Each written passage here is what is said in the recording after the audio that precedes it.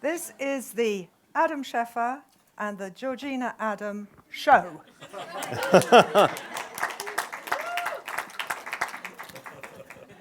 We're going to take you very quickly through what's happened over these wonderful 2 days. It's quick because we're very well aware that you have sat very patiently and with a great deal of enthusiasm for 2 days, and that your drink is not far away, and so we don't want to keep you too long. On the other hand, we would remind you that this goes onto the website, and for people who haven't been able to come, it gives them an idea of what we did. So we do need to tell you what happened, and if I could find the zapper, which I can't. Right. So hold your questions, Lisa. yeah, no, not questions yet. So we started with a wonderful talk by Tadeusz Ropak, who generously gave us his time and his presence, and his talk was extremely interesting. And started. Now you interrupt me as I go along when you want to make comments, sure, okay? Sure. Because otherwise I'll just talk. Okay. You know? So one of the things that I think was very interesting that he immediately started was that he didn't think there was that much change between. Yes, and I think that his metaphor of Cranach was an interesting one because he didn't just talk about recent history, he really brought it way back and started talking about an artist. And it set the tone for him being a very artist-centric gallerist, which I think was a really nice way to start this symposium also.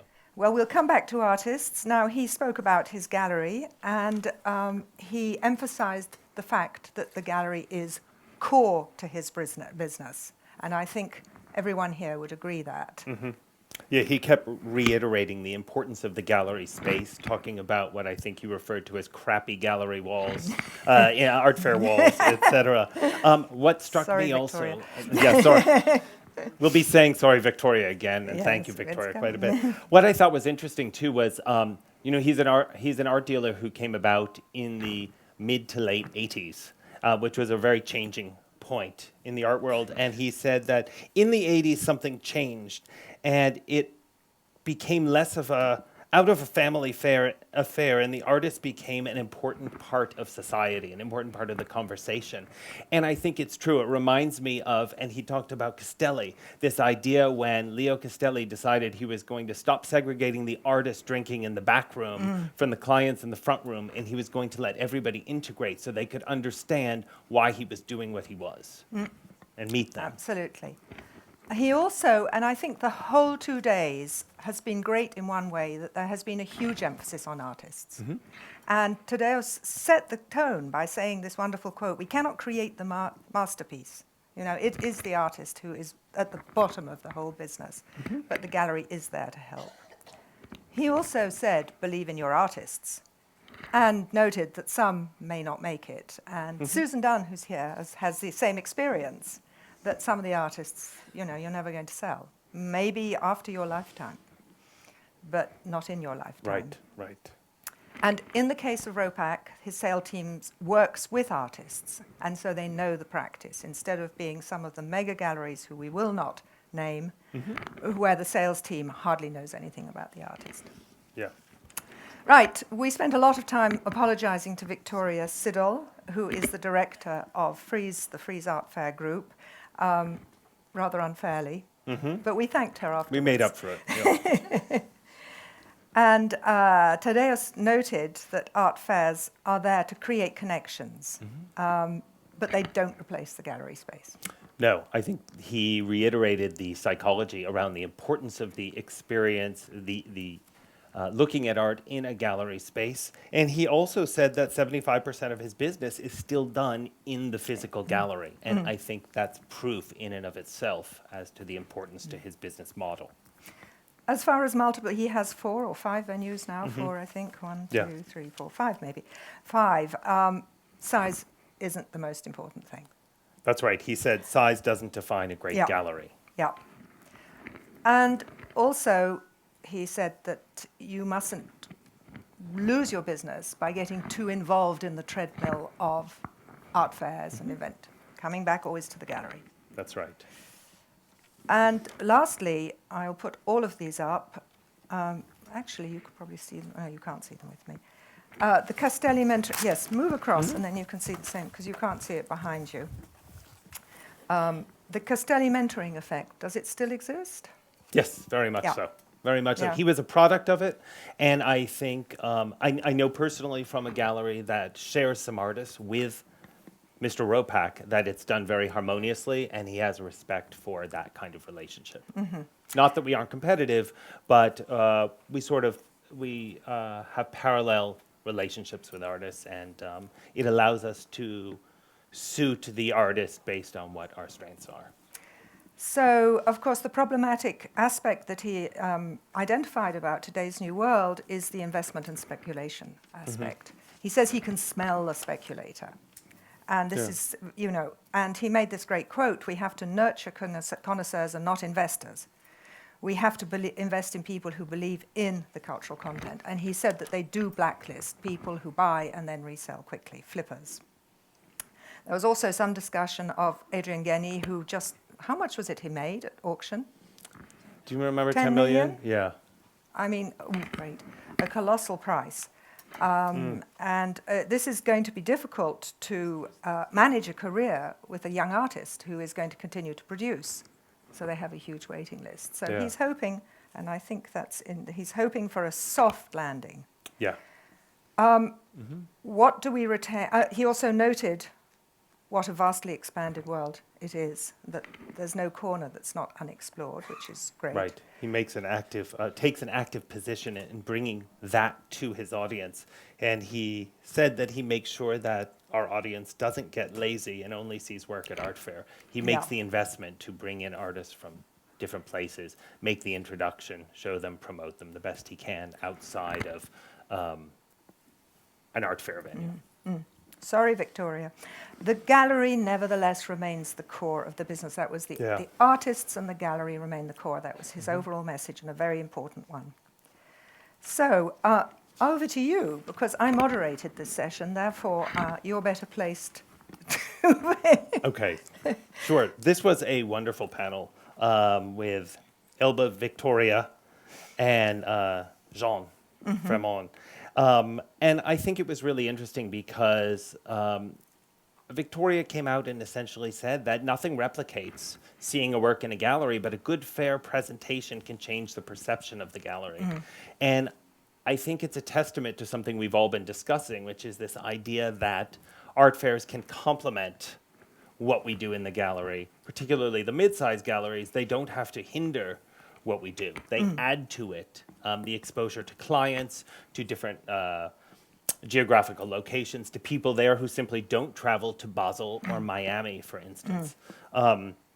And this idea that fairs need to be more unique because so many large fairs are getting into this redundant situation where you're seeing the same galleries showing the same artists and the same collectors are going, and things that are much more, again, curated or focused really have their merits. And I think about things like the art show that we do at the Art Dealers Association of America, where people don't even have the same locations each year. We move everybody around depending on their proposal.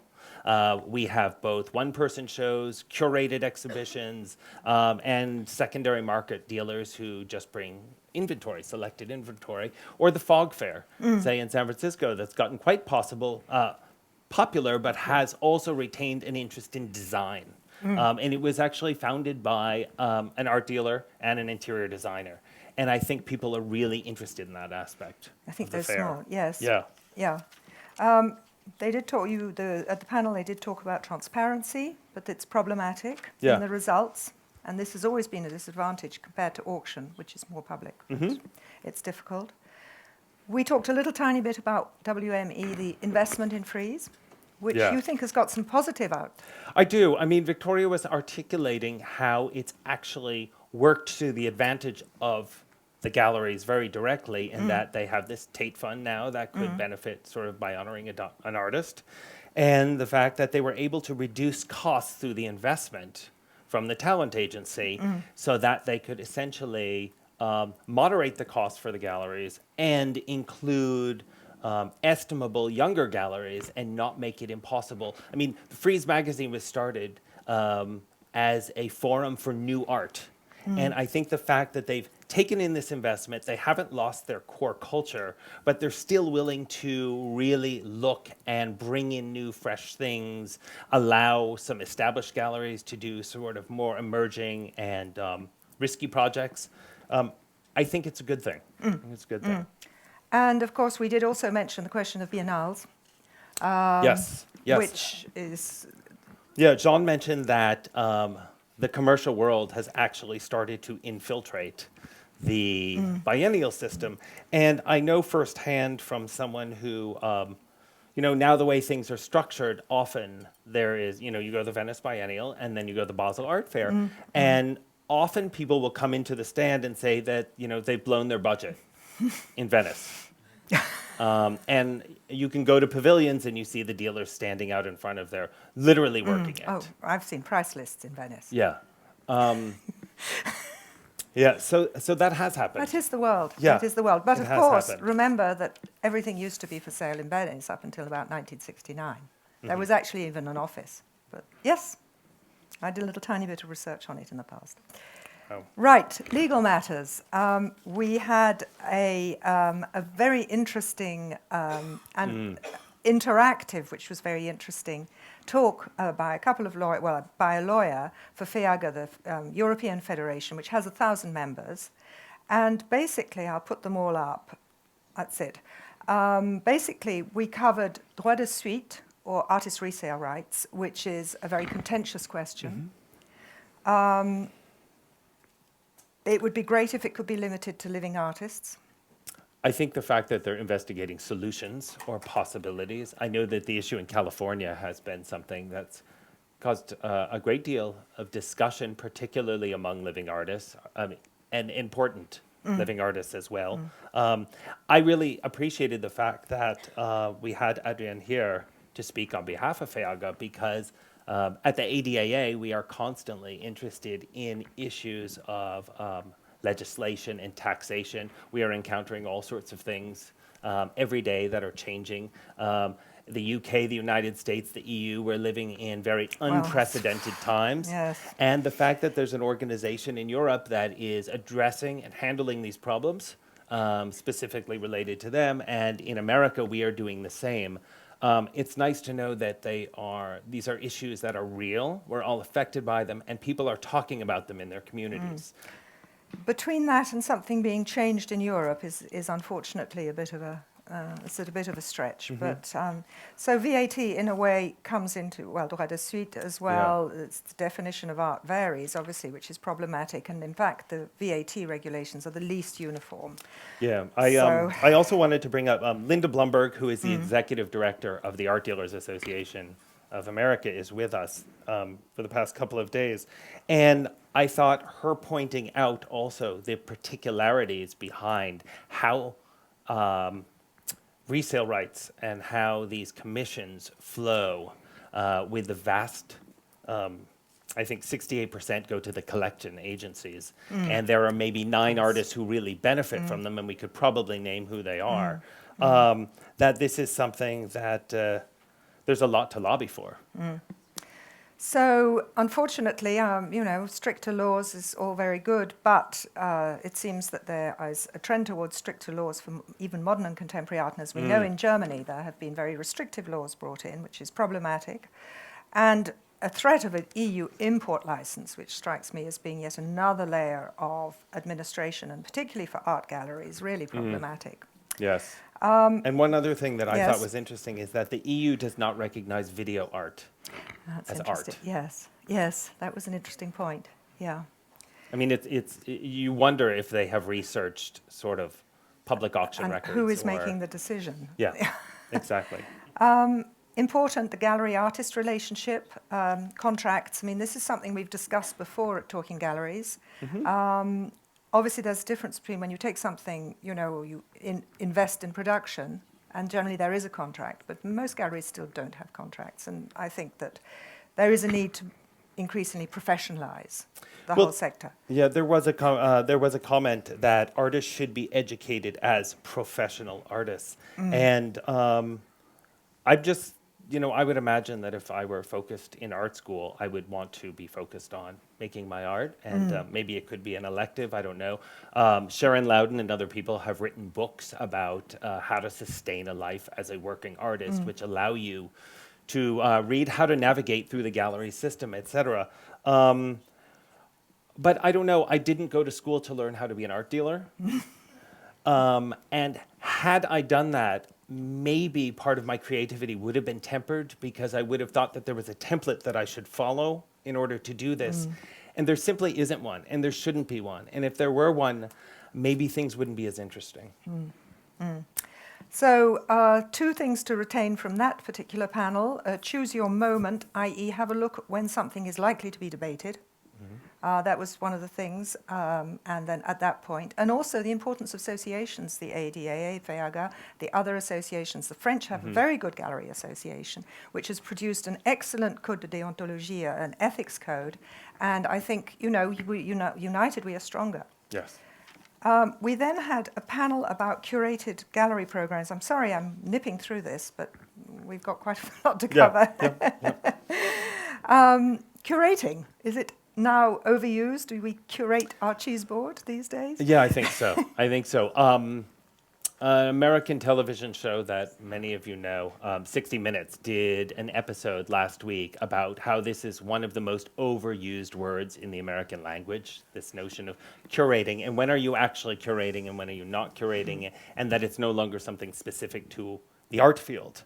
I thought there were a lot of very interesting points in this conversation, particularly Jocelyn's idea that sometimes the mega galleries will put together a program in order to cover all segments of the market, and that many will actually lose sort of a core set of values that are very important to him. I know that when Talking Galleries met for a symposium in Korea in November, Jose Corey was one of the speakers, and he talked about the organic evolution of his gallery, and he said one of the things that we've always done is that we found that we had a group of artists who had no voice, so we started to have a voice for them. We worked out of our apartment, we had an email address which we sometimes checked. I mean, it all sort of came about, but most importantly, he said, and he runs the gallery with his wife, we made our life decisions before we made our business decisions. And because of that, we have never felt like we did something wrong or we shouldn't have, because what was really important to us always took precedent. And the fact that they didn't open a gallery in New York City is because they have 2 small children and they want to be with those children in these years. So they have focused their efforts on their premises in Mexico.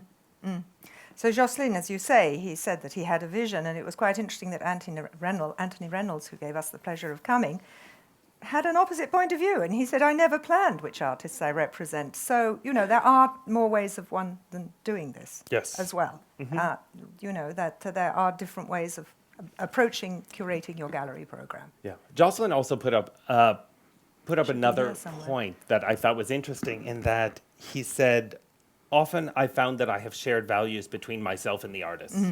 Yeah. And I think that's very honorable. It's a very kind of old-fashioned relationship with your artist, but it's nice to know that in 2017 somebody is still thinking that way.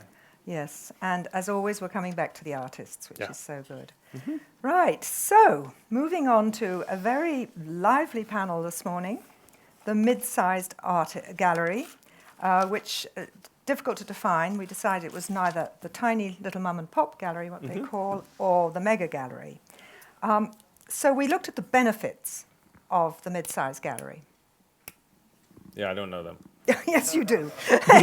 You wrote that. Yes, benefits are personal contact. You don't have to answer to a board or shareholders. And I need a drink. You pay close attention to the artist, and your sales team knows the work, direct contact with the owners, directors. Exactly. I was talking to Lorena at the break, and she said, I work with big galleries, I work with small galleries, I work with mid-sized galleries, and I know that if I call Cheim and Reed, that I'm going to get a response from you in a timely manner. You're going to be able to answer the question, and I can convey that to the client and get the deal done. And I think that it's very, very hard to do that With in a- today's world. yeah, Yeah, yeah. exactly. And this was a point at which we were able to say, thank you, Victoria Siddle of Freeze Out Fair, because, for example, for Mendes Wood, which is a smaller gallery, or not that small because there's now 25 employees, but nevertheless, in 7 years, they feel that fairs has been a great platform for them to expand. So, and also speaking still about Mendes Wood, they pointed out that the gallery is not the only place that you can use to show art. And for example, they have this program of vertical gardens in São Paulo, which sounds very interesting. That was a good point, I thought, because not only did they get outside funding for it, but it's clearly, given the situation that Martin was explaining in Sao Paulo, with a certain degree of poverty and pollution, this is very central to their business model. This is something where you have a gallery with a real social conscience in a very complicated place that wants to take a public position about that. And I think that was a Yes, it really was wonderful very point. admirable Yeah. project.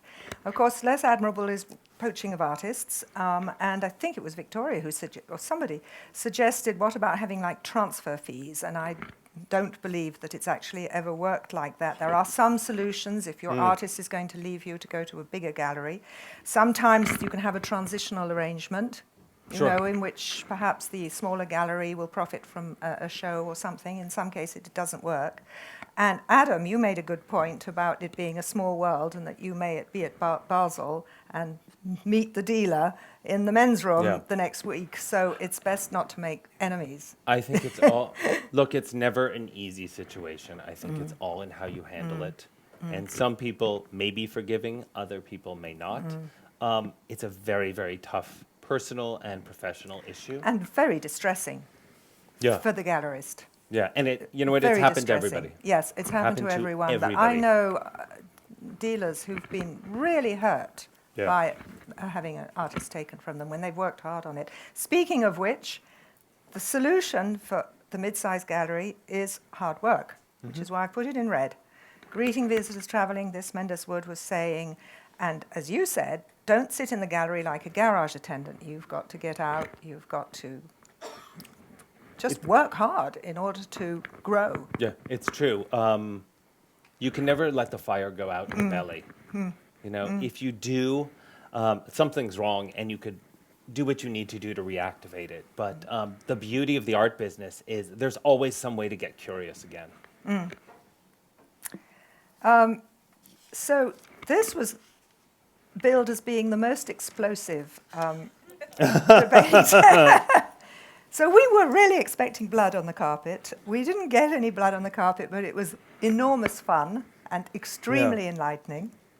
At the very beginning, Jeffrey Bulletin pointed out, gave us various figures, and one of the sort of encouraging things was this shift in favor of galleries from 50-50, this is according to Claire McAndrews' report, gallery auction in 2011 to 53-47 in favor of galleries in 2015.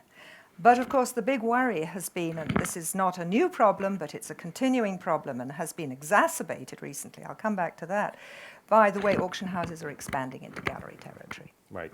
And as Francois mentioned, any gallery that's ever attempted to represent an artist or get involved in the primary market has failed miserably. Many years ago, Sotheby's bought the Andre Emmerich Gallery, and it closed shortly thereafter. I think the key to this notion of the new models and collaboration has to do with the people who are working in these, and the fact that sometimes, you know, I said in the FT last week, you know, in order to make an omelet, you need to break some eggs. You need to throw out the old model that Simone said a lot of people in our business are really trying hard to hold on to, and that our business has not been innovative the way, say, the tech industry or other things have. And I really have to give credit to Martin Klosterfeld for this one, because maybe it's because you had a gallery for as long as you did, and you understand artists and dealers, and you have an appreciation and an empathy, as Meryl Streep said last week, for the other side, that you had a problem, you had a situation, this Kreber situation, and you don't want to throw the baby out with the bathwater. I mean, this is a revenue stream for you, and you have a responsibility to the client, but you took the high road as Michelle Obama would do. And you said, okay, what's the situation here? How can we make it work for everybody? In advance of this, you contacted the galleries. You had a conversation about how this might work for them, for the artist, for Sotheby's. And because of that, it worked out beautifully. And everyone was basically happy. That's a lot different than the offensive and defensive positions that we've seen constantly over the years between galleries and dealers. And if you can break that mold, as Martin has, I think you really become very distinct and very unique in your place in the business. And so in some ways, you're a real, you're at the head of the curve.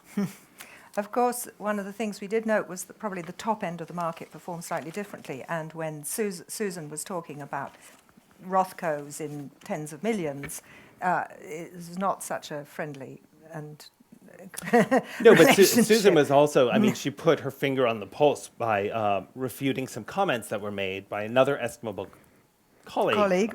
And said, what you have here is defining a price, not a market. And that we as dealers, as custodians for artists and estates and foundations, that is one outlier necessarily. That doesn't make the market. Now, even if, according to the American Appraisal Code, the US government, the IRS, would never, ever agree to that being the value of your work if you pointed out one thing. If they all sold for that amount of money over a certain period of time, that's a market. Otherwise, it's just a price. It's just a price, yes. I think Simon de Pury was very good in his summing up. He says, you know, he pointed out that ultimately it is an art ecosystem. And everyone, I mean, everything's interrelated. Everyone needs everyone else. Everyone depends on everyone else. They work together. And it's important to keep the channels of communication open. Now, this was billed as new collaborative forms, I think. And at the end, the panelists agreed that there really weren't very many new models, actually. However, you did have the new model, which was the case of Linda Benglis being included in a Sotheby's selling show, which actually benefited everyone. Yeah, this is an example of how somebody in an auction house had the wherewithal or just the instinct to understand that they know that I know this work better than they do. They want to show the artist as well as they possibly can and contextualize them in a way that doesn't seem like the auction house is creating a show that is so far afield from anything that would be done in a museum or a gallery that it makes sense on a certain levels. So what did they do? They invoked the wisdom of the people who have worked with the artist for almost 30 years in order to see how this could work better. We have, we have a terrible problem in the United States right now with our congressional system. And Elizabeth and I were talking that this is a way that we can, as they say, cross the aisles, and try to make things happen that are good for the artists, where they have some material to sell, they get a commission, we benefit from it as well. The artist gets the recognition of being involved in a project. Without anyone feeling threatened. And I think that that's a very hard place to be in. And Sotheby's puts on a better show. Yeah. So sure. It's a win-win situation. Yeah. Architecture for Art, these are the last two, which I'm sure that most of you have actually were there, so I don't want to go on too much about these. We had an interesting talk, mainly slide-based, about architecture for art spaces. So I don't know if there's anything you want to say about that. I was really taken with this. I thought it was quite interesting the way the architecture itself, the things that Simona was saying, were this idea that architecture became user-friendly and that their method was to look for architecture that existed in between functional spaces, such as the benches in the hallways. And I thought that was the walkways. I thought that was a very interesting approach to architecture. That in the case of Julia Stoschek's foundation, it was very user directed. You know, the fact that they had soundproof walls that were dictated by the art because she's a collector of video art. It was nice to see again how the art and the artist dictated the architecture, and how Simona had this sensitivity to it. And that's something that she's become known for. So thank you for that. And the last one, which you've just sat through, I took some notes very quickly. I think that we had the most impressive presentation by Jessie, who obviously knows this subject in a way that, you know, neither of us, well, I don't know about you, but certainly I'd never heard of Facebook 360, and I thought I wasn't bad, but I'm obviously a dinosaur. And you tweet. Yeah, I tweet and I Instagram, and I'm still a dinosaur, but there we go. No, I don't know. Anyway, the things that he pointed out is really is a question of strategy, and I thought was very interesting was this shift of social media. Most of us use social media, but now social media is owning its content and producing its own news. Films are important. Social editorial means that you have news coming now, and you can even do it yourself. You can make a film about your artist's show. This is where younger audiences are going to get their info from. Sure, They are not going to buy a newspaper. No. It's very interesting how this whole concept of social media is broken down into all these different individual venues that all, as Jessie said, have to be handled and approached differently. And that there, as we've learned, are possibilities for some serious missteps along the way that you want to avoid. I like the way he said, film is mobile's best friend. Yes, that was interesting. That was interesting. Yeah. And I was also taken actually by this idea of the weekend hashtag project on Instagram, which I was not familiar with. No. And the fact that it was curated by a viable, well recognized museum curator. And I think it adds to this discussion of museum accessibility on a certain level, or getting to know maybe the eye or taste of a curator without actually knowing them. Again, another way to be connected to people through Instagram, particularly if you're a gallerist or an artist. Yeah.